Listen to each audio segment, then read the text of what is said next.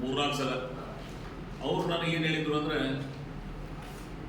ಅರಣ್ಯ ಇಲಾಖೆದವ್ರು ಏನು ಅರಣ್ಯೀಕರಣ ಬೆಳೆಸಿದ್ರು, ಆ ವೇಳೆ ನೀವೆಲ್ಲ ಈ ಭಾಗಕ್ಕೆ ನೀರು ತಂದು ಕೊಡಬೇಕು, ಇಲ್ಲಿ ರೈತರಿಗೆ ಅನುಕೂಲ ಆಗ್ತದೆ.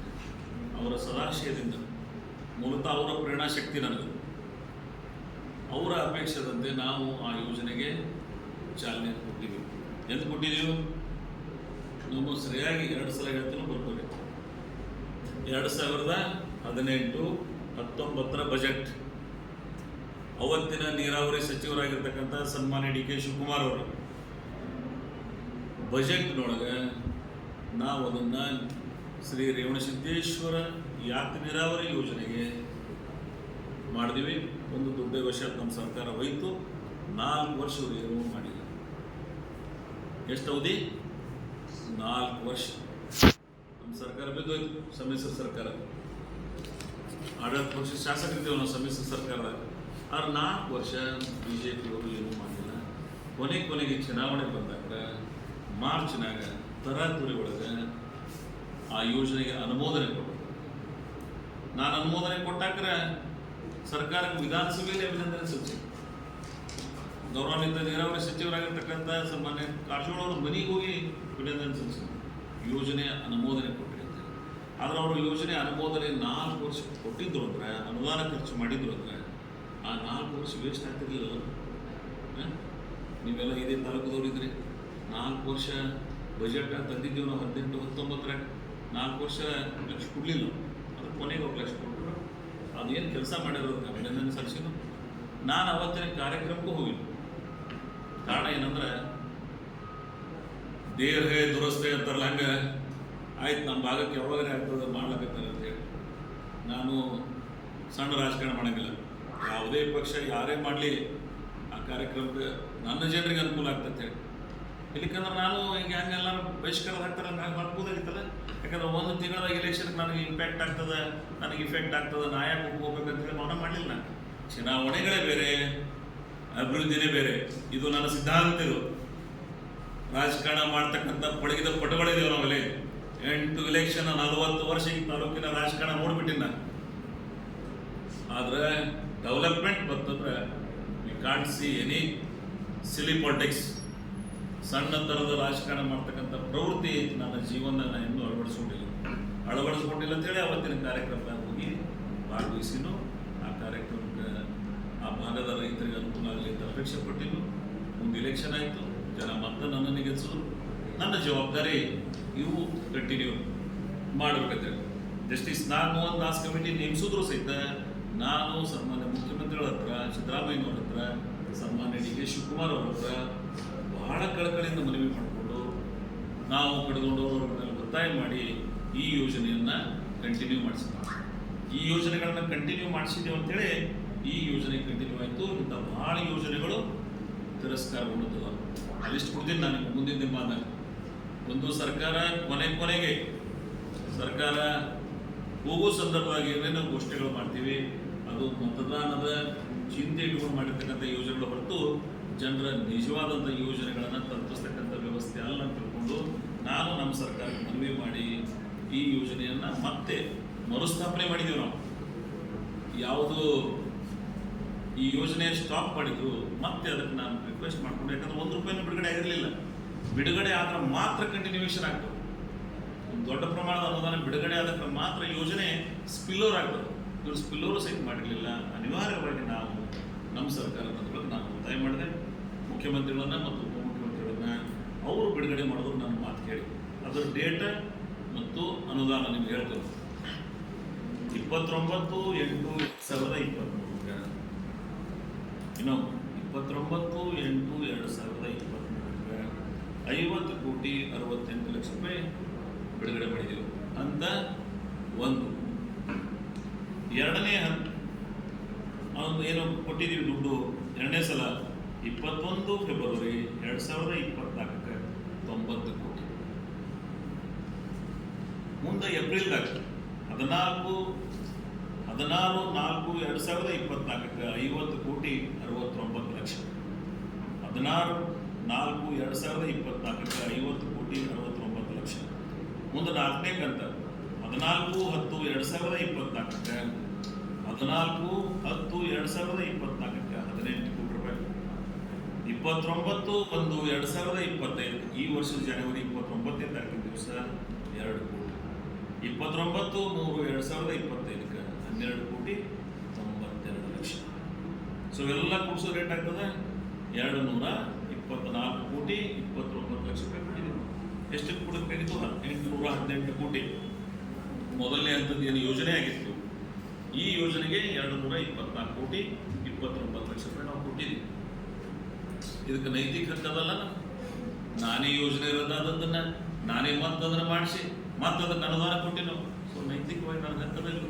ಬೆಂಗಳೂರದವ್ರಿಗೆ ಬಿಜಾಪುರದವ್ರಿಗೆ ಸ್ವಲ್ಪ ಲೇಟ್ ಆಗ್ತದೆ, ನಿಮ್ಗೆ ಗೊತ್ತಾಗ್ತದಿಲ್ಲ. ಸೊ ಅದಕ್ಕಾಗಿ ನೈತಿಕವಾಗಿ ನಾನು ಈ ಕಾರ್ಯಕ್ರಮ ಮಾಡ್ತೀನಿ.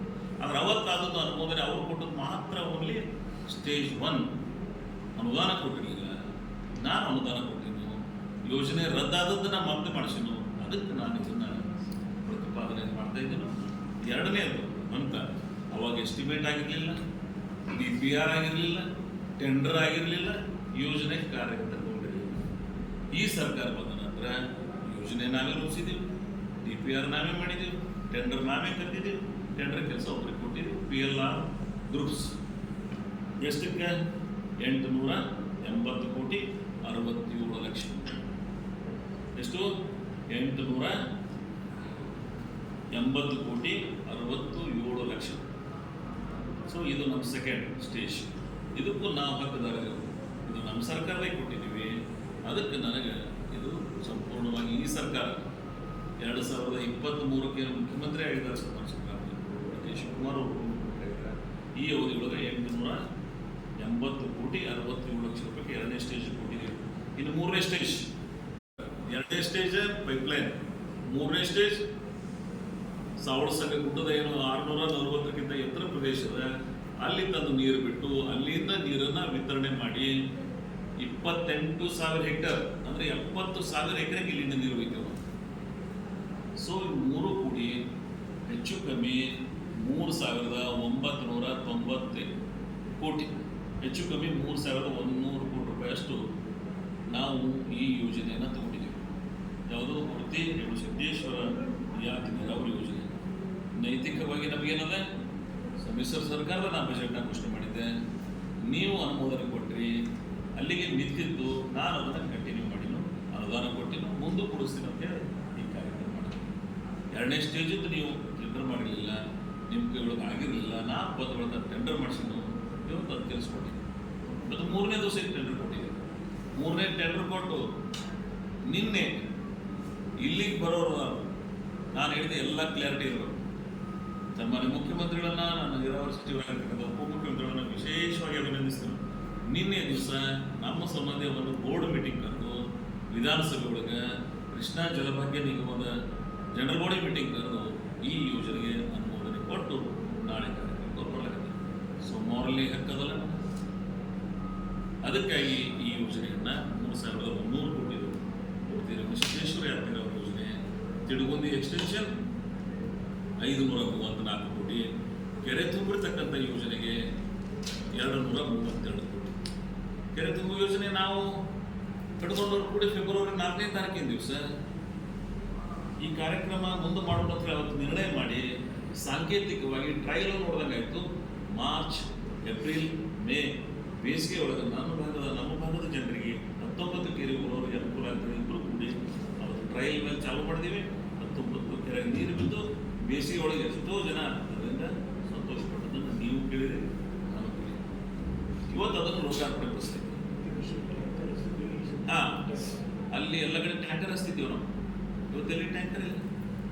ಕಾರಣ ಏನಂದ್ರೆ ಈ ಅಂತರ್ಜಲ ಮಟ್ಟ ವೃದ್ಧಿ ಆಗ. ಅದಕ್ಕಾಗಿ ಈ ಯೋಜನೆಗಳನ್ನು, ಈ 3 ಯೋಜನೆಗಳನ್ನು ನೈತಿಕವಾಗಿ ನಮ್ಗೆ ಹತ್ತದೆ. ಅದಕ್ಕಾಗಿ ಈ ಕೆಲಸ ನಾವು ಮಾಡ್ತೀವಿ. ಇದಕ್ಕೆ ಈ 3,000 ಹೆಚ್ಚು ಕಮ್ಮಿ ನೀವೇ ಲೆಕ್ಕ ಮಾಡಿ ಬರ್ಕೊಂಡ್ಬಿಡಿ. ಸುಮ್ಮನೆ ತಪ್ಪ 534 ಕೋಟಿ ತಿಡುಗುಂದಿ ಎಕ್ಸ್ಟೆನ್ಷನ್, ಅದು 28,000 ಹೆಕ್ಟರ್ ಅಂದರೆ 70,000 ಎಕರೆಗೆ ನೀರಾವರಿ ಆಗ್ತದೆ. ಇದು 534 ಕೋಟಿದು ಏನು ತಿಡುಗುಂದಿ ಎಕ್ಸ್ಟೆನ್ಷನ್ ಅದ, ಇದು ಮುಳವಾಡಿ ಯಾತ್ರೆ ನೀರಾವರಿ ಸ್ಟೇಜ್ 3 ಅಂತ ಕರೀತೀರಿ. ಇದು 14,923 ಹೆಕ್ಟರ್ ಅಂತ ಏನು ಹೇಳಿದೆ ನಾನು. ಇದಕ್ಕೆ ಅದು ಇವತ್ತು 36-60 ಎಕರೆ, ಇದು 70, ಇದು 36, ಅಂದರೆ 1,06,860 ಎಕರೆಗೆ ನೀರಾವರಿ ಆಗ್ತದೆ. ಅಷ್ಟಕ್ಕೆ ನೀರಾವರಿ ಆಗೋದು ಈ ಎರಡು ಯೋಜನೆ ಕೂಡಿ 1,06,860. ಬಹುತೇಕ ಈ ಭಾಗದಾಗೆ ಕಂಡರಿಯದಂಥ ದೊಡ್ಡ ಯೋಜನೆಗಳಿವೆ. ಭಾಳ ಮಂದಿಗೆ 4,000 ಕೋಟಿ ಕೊಟ್ಟು ಅನುಮೋದನೆ ಕೊಟ್ಟು ಯೋಜನೆ ಕೊಟ್ಟು ಜವಾಬ್ದಾರಿ ಜಾಗದಾಗ ಇರ್ತಕ್ಕಂಥ ಮುಖ್ಯಮಂತ್ರಿಗಳು ಉಪಮುಖ್ಯಮಂತ್ರಿಗಳು ಈ ನಾಡಿಗೆ ಬಂದು ಉದ್ಘಾಟನೆ ಮಾಡೋದನ್ನ ಅಧಿಕೃತವಾಗಿ ಸರ್ಕಾರದ ದಾಖಲಾತಿಗಳನ್ನು ಇಟ್ಕೊಂಡು ನಾವೆಲ್ಲ ಮಾತನಾಡ್ತೀವಿ. ನೋ ಎನಿ ಫಾಲ್ಸ್ ಅಂತವೇನೇ ಒಂದೇ ಫಾಲ್ಸ್ ಆಯ್ತಂದ್ರೆ ಅವತ್ತೇ ಬರೀ ನಾನು ಶಾಸಕ ಸ್ಥಾನಕ್ಕಲ್ಲ ರಾಜಕೀಯ ನಿವೃತ್ತಿ ತಗೋತೀನಿ ನಾನು. We are most counted and very 40 ವರ್ಷದ ರಾಜಕೀಯ ಅನುಭವದ ನಮ್ಗೆ. ಏನು ಮಾತಾಡ್ತೀವಿ ಅದು ಮಾಡಿ ತೋರಿಸಿದೀವಿ ತಾಲೂಕಿಗೆ. ಸೊ ಅದಕ್ಕಾಗಿ ಈ 1,06,860 ಎಕರೆ ಏನು ನೀರಾವರಿ ಆಗ್ತದೆ, ಇದರಾಗ ಕಟಗೊಂಡವ್ರ ಪಾಲ ನನ್ನ ಪಾಲ ಕೂಡಿ ರೇವಣಸಿದ್ದೇಶ್ವರದಾಗ 53,000 ಎಕರೆ ನಂದು, ಇದು ಒಂದು 36,000, ಹೆಚ್ಚು ಕಮ್ಮಿ 90,000 ಸರಿ ನಂದು ಬರ್ತದೆ. ಒಂದು 89,000 ನಂದು ಬರ್ತದೆ. 17,000 ಎಕರೆ ಅವ್ರದ್ದು. ನಮ್ಮದು 80 ಹಳ್ಳಿಗೆ, ಅವ್ರದ್ದು 40 ಹಳ್ಳಿ ಚರ್ಚೆ ಮಾಡ್ತಾರೆ. ಈ ಬೆಳಕಿನಾಗ ಅನುಕೂಲ ಆಗಿದೆ. ಸೊ ಅದಕ್ಕಾಗಿ ಈ ಯೋಜನೆಗಳು ಅನುಕೂಲ ಆಗಿವೆ. ಇವು ಪ್ರಮುಖವಾಗಿ ನೀರಾವರಿ ಯೋಜನೆಗಳು.